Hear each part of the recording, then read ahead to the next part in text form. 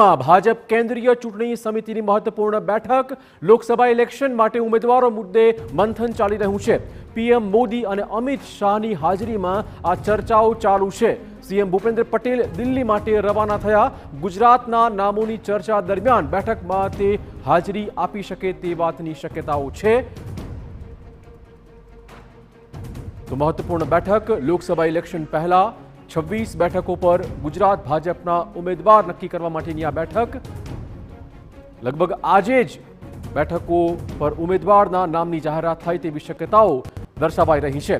આ બેઠકમાં 8 રાજ્યોના ઉમેદવારના નામ પર મંથન ચાલુ છે। ઉમેદવારોની પહેલી યાદી આજે જાહેર થઈ શકે તે પ્રકારના સંકેત છે।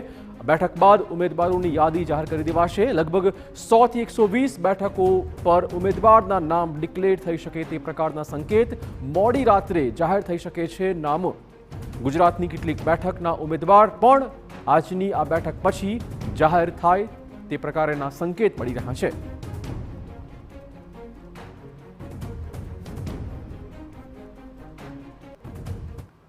તો ગુજરાતમાં કેટલા નામો લગભગ નક્કી થઈ ચૂક્યા છે અને કોના કોના પત્તા કપાઈ શકે છે આ ચોક્કસ ચર્ચાનો વિષય છે અને આ જ મુદ્દે દિલ્હીમાં મંથન ચાલી રહ્યું છે। વધુ વાત કરવા જોડાશે અમારા સંવાદદાતા કિંજલ। બે સ્પેસિફિક સવાલ, કોણ કોણ નક્કી મરાઈ રહ્યું છે અને કોના કોના પત્તા કપાઈ શકે તેમ છે?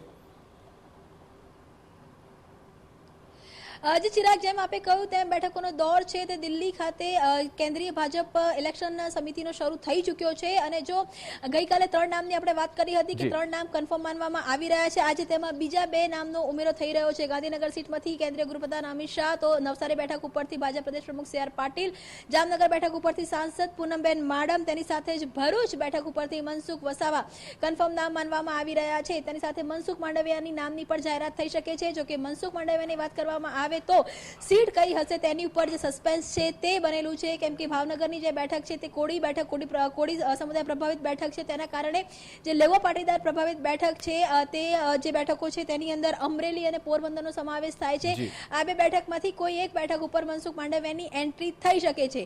તેની સાથે જે અત્યારે માહોલ છે, જે પ્રકારના સમાચાર મળી રહ્યા છે તે પ્રમાણે 12 થી 15 એવી બેઠક છે ગુજરાતની 26 માંથી કે જેમાં નો રિપીટ થિયરી છે તેનો સમાવેશ થાય છે। તેમજ અમદાવાદથી વાત કરવામાં આવે, અમદાવાદ પૂર્વ પશ્ચિમ બંને બેઠકો નો રિપીટમાં જશે, એટલે કે હસમુખ પટેલ અને કિરીટ સોલંકી બંનેનું પત્તું છે તે કપાઈ શકે છે। બનાસકાંઠા પરબત પટેલ, હાલાકી પરબત પટેલ માટેનું લોબિંગ છે તે ખૂબ જ મજબૂતીથી ચાલી રહ્યું છે, પરંતુ આ જગ્યા પર પણ જે નવો ચહેરો છે તેને સ્થાન છે તે મળી શકે છે। તે જ રીતે પાટણની વાત કરવામાં આવે તો પાટણની પણ જે બેઠક છે તેની પર નવા ચહેરાને સ્થાન છે તે મળી શકે છે। મહેસાણા બેઠક પર સ્વાભાવિક રીતે શારદાબેને ચૂંટણી લડવાની ના પાડી હતી, ત્યાં નીતિન પટેલની દાવેદારી છે, પરંતુ આ બેઠક પર પણ નો રિપીટ થિયરી, તેમાં પણ કોઈ નવા ચહેરાને સ્થાન છે તે મળી શકે છે। સુરેન્દ્રનગર બેઠક કોળી પ્રભાવિત બેઠક ડોક્ટર મહેન્દ્ર મુંજપુરા, પરંતુ જો તેમનો રિપોર્ટ માનવામાં આવે તો નમો એપમાં પણ તેમનો રિપોર્ટ ખૂબ જ નબળો છે, ત્યારે આ ચહેરાની જગ્યાએ નવા ચહેરાને સ્થાન મળી શકે છે, એટલે કે સુરેન્દ્રનગરમાં પણ નો રિપીટ થિયરી છે તેનો ઉપયોગ કરવામાં આવશે।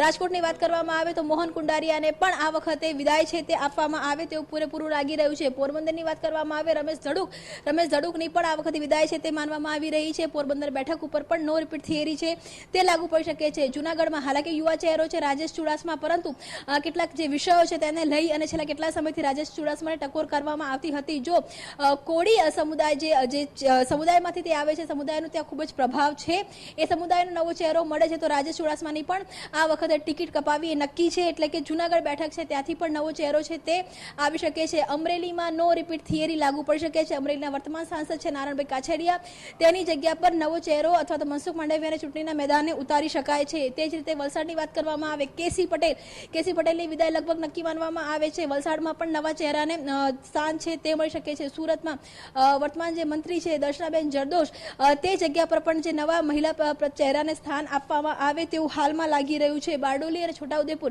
બંને બેઠકો પર પણ નો રિપીટ થિયરી લાગુ પડી શકે તેવું હાલમાં જોવા મળી રહ્યું છે, એટલે કહી શકાય કે 12 થી 15 જેટલી બેઠકો છે 26 માંથી કે જેમાં નો રિપીટ થિયરી છે તે લાગુ પડી શકે છે। તેની સાથે 5 બેઠકો એવી છે કે જે કન્ફર્મ માનવામાં આવી રહી છે કે જ્યાં રિપીટ કરવામાં આવશે। અને તમામની વચ્ચે કેન્દ્રીય આરોગ્ય મંત્રી મનસુખ માંડવિયાની એન્ટ્રી ગુજરાતના લોકસભાના રાજકારણમાં પણ થશે। કિંજલ, બે સ્પેસિફિક બેઠકોની વાત કરવી છે જ્યાં જ્યાં વિપક્ષે ઉમેદવાર જાહેર કરી દીધા છે। ભરૂચની બેઠક વસાવા વર્સિસ વસાવા રહેવાની છે।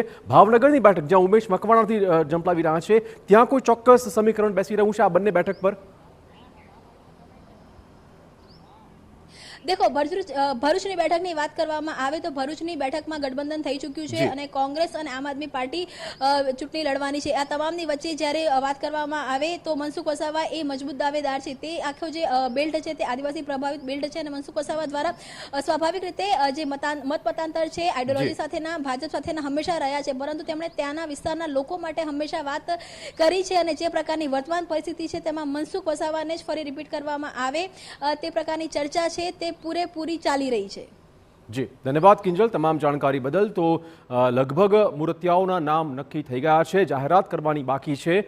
12 થી 15 બેઠકો એવી હશે કે જેમાં નો રિપીટ થિયરી ભાજપ અપનાવશે અને અમુક જે બેઠકો છે જે લગભગ કન્ફર્મ બનાઈ રહી છે.